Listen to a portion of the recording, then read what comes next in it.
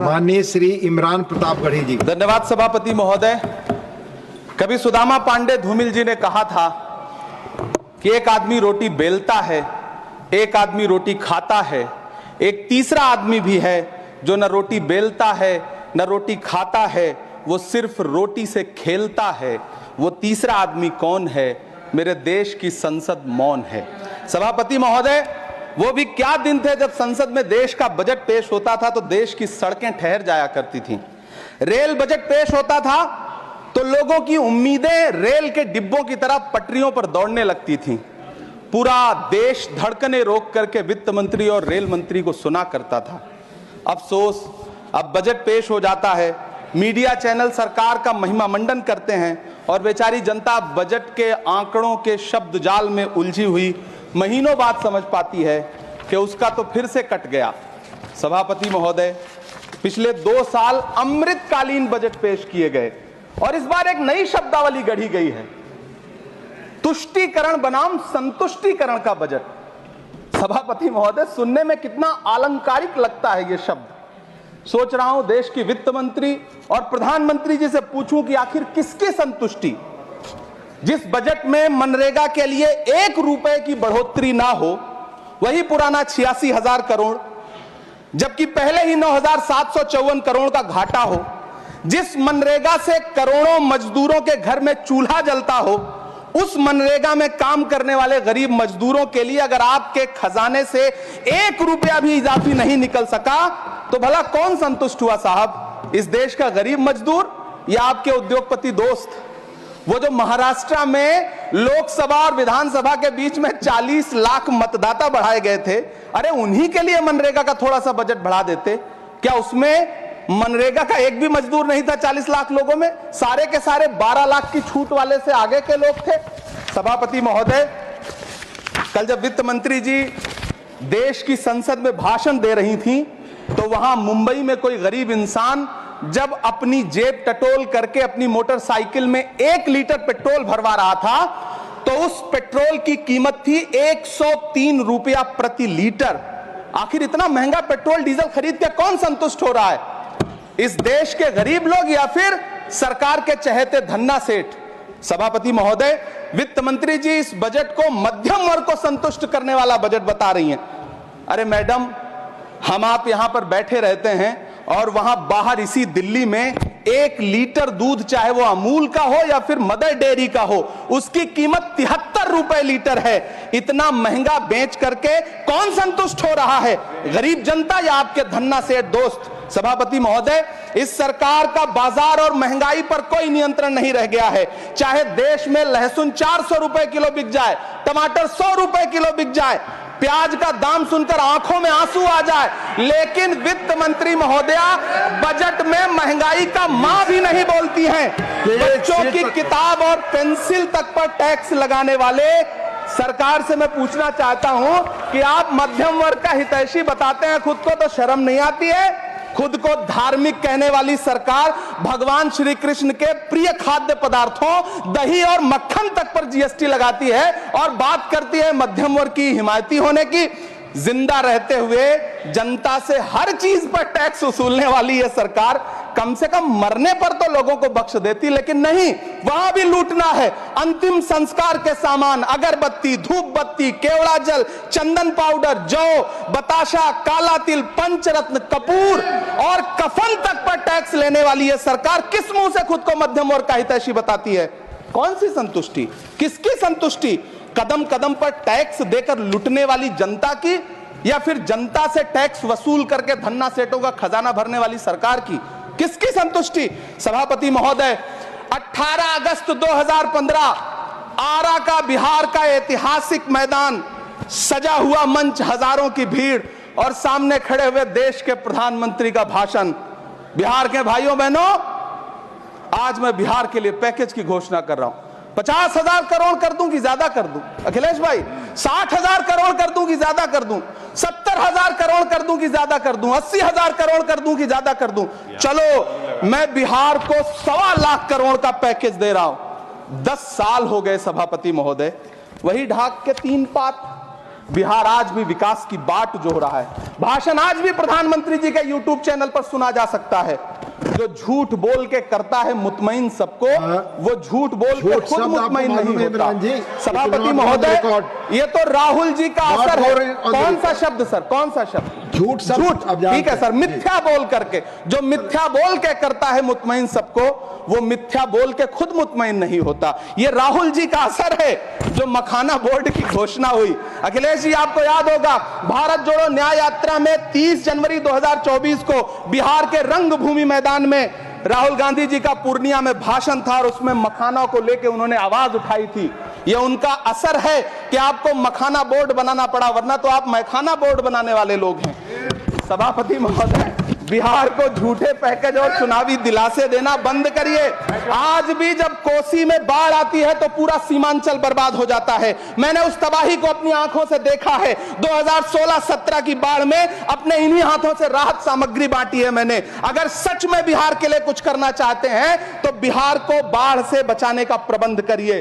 Purnia airport 10 साल से बाट जो रहा है, घोषणा 2014 में हुई, बन के आज तक तैयार नहीं हुआ। अलीगढ़ मुस्लिम विश्वविद्यालय का किशनगंज सेंटर बजट के अभाव में दम तोड़ता जा रहा है। मैंने पिछले बजट सत्र में भी आवाज उठाई थी। आज फिर वित्त मंत्री जी से अनुरोध करना चाहता हूं, दामन फैला करके, कि अलीगढ़ मुस्लिम विश्वविद्यालय का किशनगंज सेंटर बन जाने दीजिए। आखिर कौन सी नफरत है? यह मुल्क हमारा भी है। इस मुल्क की मिट्टी में हमारा भी खून पसीना शामिल है। हमसे इतनी भी क्या नफरत? रिश्तों की ये नाजुक डोरें तोड़ी थोड़ी जाती हैं। अपनी आंखें दुखती हो तो फोड़ी थोड़ी जाती हैं। सभापति महोदय, अल्पसंख्यक मंत्रालय का बजट काटकर मौलाना आजाद नेशनल फेलोशिप बंद कर देना, प्री मैट्रिक स्कॉलरशिप बंद कर देना, नई मंजिल योजना बंद करना, धरोहर योजना बंद करना। 2024-25 के बजट में माइनॉरिटी मिनिस्ट्री के लिए 3183 करोड़ रुपए की घोषणा हुई, लेकिन देश को हैरत होगी कि बाद में समीक्षा करके लगभग आधा कर दिया गया, 1868 करोड़ रुपए। मुझे सरकार से पूछना है कि कौन संतुष्ट हुआ? इस देश का अल्पसंख्यक संतुष्ट हुआ या आप संतुष्ट हुए? किसका संतुष्टीकरण? सभापति महोदय, मैं प्रधानमंत्री जी से कहना चाहता हूं कि आप ही ने 1 मार्च 2018 को किंग अब्दुल्ला को, जॉर्डन के किंग अब्दुल्ला को मेहमान बना करके इसी दिल्ली में एक कॉन्फ्रेंस में कहा था कि मैं मुसलमानों के एक हाथ में कंप्यूटर और दूसरे हाथ में कुरान देना चाहता हूं। कंप्यूटर देने की बात तो छोड़िए, पढ़ाई के लिए जो स्कॉलरशिप मिल रही थी उसको भी छीन लिया आपने। किसको संतुष्ट करने के लिए? हम समझते हैं इस साजिश को। आप माइनॉरिटी मिनिस्ट्री का बजट काटते काटते एक दिन मिनिस्ट्री को ही बंद कर देना चाहते हैं। वो जहर देता तो सबकी नजर में आ जाता, सो ये किया कि हमें वक्त पर दवाएं न दी। सभापति महोदय, मैं तो वित्त मंत्री जी से पूछना चाहता हूं आपके माध्यम से कि शायद आपको पता ही नहीं है कि गृहस्थी चलाने वाली एक गृहिणी की मुश्किलें क्या क्या होती हैं। आपने कभी सोचा भी नहीं होगा कि जब वो किचन में सब्जी बनाने के लिए कढ़ाई में तेल डालती है तो उसके साथ उसके आंसू भी गिरते हैं। सभापति महोदय, शायद उन्हें पता भी ना हो कि एक छोटी सी गाड़ी और एक छोटे से फ्लैट का EMI भरने के बाद इस देश का एक गरीब इंसान जब अपने बच्चों की फीस भरने के बारे में सोचता है तो उसे कितनी खुशियों का गला घोंटना पड़ता है। शायद उनको पता भी नहीं है कि फसल बेच करके बिटिया की शादी का सपना सजाने वाला किसान जब अपनी फसल बर्बाद देखता है तो कितनी रातें सो भी नहीं पाता है। सभापति महोदय, शायद वो कभी इस पीड़ा को समझ ही नहीं पाएंगी कि परिवार के किसी एक सदस्य को कैंसर जैसी बीमारी हो जाए तो घर और जमीनें गिरवी रख उठती हैं लेकिन इलाज नहीं हो पाता। सभापति महोदय, इसी देश की संसद में कभी स्वर्गीय सुषमा स्वराज जी ने कहा था कि जब देश की करेंसी गिरती है तब देश की प्रतिष्ठा गिरती है। एक तरफ कोलंबिया जैसा छोटा सा देश और उसके प्रधानमंत्री गुस्तावो पेत्रो खड़े हैं जो कोलंबिया के नागरिकों को हथकड़ी लगाकर लाने वाले जहाज को अमेरिका बैरंग वापस लौटा दे रहे हैं, और दूसरी तरफ हमारे प्रधानमंत्री जी खड़े हैं जो बेड़ी और हथकड़ी लगा करके लाए गए बेटों के अपमान पर एक शब्द नहीं बोल रहे।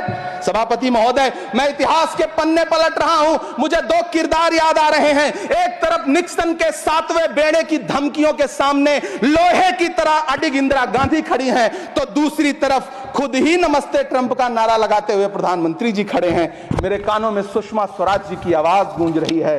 बहुत कम बोलने वाले डॉक्टर मनमोहन सिंह ने बहुत ज्यादा बोलने वाले प्रधानमंत्री जी को जब देश की बागडोर सौंपी थी तो $1.58 का था, आज 85 से 87 के बीच में झूल रहा है। इन दिनों रुपए की अहमियत गिरती है तो न तो देश की प्रतिष्ठा गिरती है, ना प्रधानमंत्री की गरिमा। जिस देश में 80 करोड़ लोगों को 5 किलो राशन के लिए कतारों में लगना पड़ता हो, उस देश में यह सरकार 12 लाख तक के टैक्स न लेने के लिए अपनी पीठ थपथपा रही है। हुकूमत इस कदर आवाम पर एहसान करती है, ये आंखें छीनती है और चश्मे दान करती है।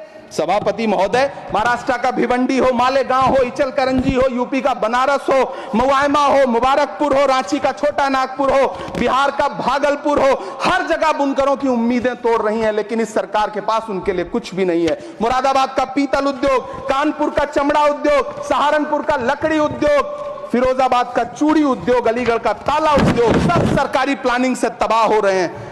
इन तमाम के बीच सरकारी सपोर्ट से बस एक उद्योग फल फूल रहा है, नोएडा का नफरत उद्योग। सभापति महोदय, जिस देश में 40 से 45% मेडिकल फैकल्टी की सीट खाली हो, वहां बजट में 75,000 नए मेडिकल सीट्स का ऐलान हो रहा है। सरकार बहादुर, कम से कम इस देश के पढ़े लिखे युवाओं को तो मूर्ख समझना बंद करिए। वो अब तिजारती पहलू निकाल लेता है। पहले 7500 मेडिकल सीट्स बाद में बनाइएगा, पहले जो एम्स में 2161 पद खाली पड़े हैं उनको तो भर दीजिए। वो अब तिजारती पहलू निकाल लेता है। मैं कुछ कहूं तो तराजू निकाल लेता है। मैं इसलिए भी तेरे फन की कद्र करता हूं तो झूठ बोल के आंसू निकाल लेता है। सभापति महोदय, फिर झूठ आया है, मैं उसे मिथ्या कर दे रहा हूं। शायरी में बार बार आ जाता है, क्या करूं महोदय। काश ये बजट, सभापति महोदय, वो एक शब्द मैं मिथ्या कर दे रहा हूं सर, वो एक शब्द को हटा दीजिए। ध्यान रखें, ऐसे जो भी शब्द होंगे आपके वहां। सभापति महोदय, काश ये बजट बीपीएससी के पेपर लीक की शिकायत करने वाले नौजवानों पर बरसती हुई पुलिस के लाठियों पे, जख्मों पर मरहम लगा पाता। सभापति महोदय, पिछले 80 दिन से 70 साल का एक बुजुर्ग एमएसपी की लीगल गारंटी मांगता हुआ आमरण अनशन पे बैठा हुआ है। काश ये बजट किसान नेता जगजीत डल्लेवाल की टूटती हुई सांसों की पीड़ा सुन पाता। काश ये बजट प्रतियोगी परीक्षाओं की तैयारी के लिए दिल्ली, कोटा, पटना, अहमदाबाद जैसे शहरों में, इलाहाबाद जैसे शहरों में किताबों के साथ गल रहे युवाओं के सपनों को जिंदगी दे पाता। काश ये बजट वंदे भारत के सुनहरे विजुअल के बजाय देश की गरीब जनता को कुछ और पैसेंजर ट्रेनें दे पाता। काश ये बजट सीनियर सिटीजन को ट्रेन टिकटों में मिलने वाली रियायतें वापस लौटा पाता, जिनको सरकार ने कोविड के नाम पे छीन लिया था। काश ये बजट किसानों की राह में कीले नहीं बल्कि कालीन बिछाने वाला बन पाता। काश ये बजट सरकारी मालिकों को यह समझा पाता कि नेहरू को कोसने से अर्थव्यवस्था नहीं सुधरेगी, उसके लिए डॉक्टर मनमोहन सिंह साहब की अर्थ नीति अपनानी पड़ेगी। पिछले 11 साल से नेहरू जी को कोस रहे हैं, आखिर कब तक कोसिएगा। थोड़ा पंडित नेहरू जी के बारे में पढ़िए, तब पता चले कि पंडित नेहरू की शख्सियत का नाम है। दुनिया का पहला ऐसा राजनेता जिसने अपनी जिंदगी की आजादी के लिए, देश की आजादी के लिए 3259 दिन अंग्रेजों की जेल में बिताए। पंडित नेहरू एक ऐसे महान शख्स जिनके पिता पंडित मोतीलाल नेहरू, जिनकी बहन विजय लक्ष्मी पंडित, जिनके बहनोई पंडित रंजीत सीताराम, जिनकी बेटी इंदिरा गांधी, जिनके दामाद फिरोज गांधी, सब ने अंग्रेजों से लड़ते हुए स्वतंत्रता आंदोलन में जेल काटी। आप किस मुंह से उनकी लकीर छोटी करने की बात करते हैं? नहीं कर पाइएगा, 7 जन्मों में नहीं कर पाइएगा, क्योंकि जिस्म की मौत कोई मौत नहीं होती है। जिस्म मिट जाने से इंसान नहीं मर जाते, धड़कने रुकने से अरमान नहीं मर जाते, सांसें थम जाने से ऐलान नहीं मर जाते। जिस्म की मौत कोई मौत नहीं होती है। सभापति महोदय, मैं आपके सामने खड़ा होकर के एक बहुत छोटी सी कहानी सुनाना चाहता हूं कि महान बादशाह सिकंदर ने जब यूनान फतेह किया तो जीत का जश्न मनाने के लिए शहर की सड़कों पर निकला। तो उसने देखा कि पूरा शहर तो जश्न मना रहा है, एक फकीर सड़क के किनारे चादर तान के सो रहा है। सिकंदर को गुस्सा आया, घोड़े से उतरा, उस फकीर के पास गया और उसे सोता देख करके उसे जोर की एक लात मारी और लात मार के कहा कि क्यों रे फकीर, मैंने यूनान फतेह कर लिया, लोग जश्न मना रहे हैं और तू सो रहा है। उस फकीर ने उन्नीदी आंखों से सिकंदर को देखा और देख करके कहा कि शहर जीतना बादशाहों का काम है, लेकिन लात मारना तो गधे का काम है। सभापति महोदय, गरीब जनता को लात मारना बंद करिए। ये अमीरों के लिए बनाया गया बजट है, ये निराशाजनक बजट है। हम अमृतकाल सुनते आ रहे थे, ये अमृतकाल इतनी जल्दी समाप्त हो गया कि अब अमृतकाल का कोई नाम तक नहीं लेना चाहता है। इसलिए मैं इस सदन में खड़ा होकर के देश की वित्त मंत्री महोदया से कहना चाहता हूं कि आप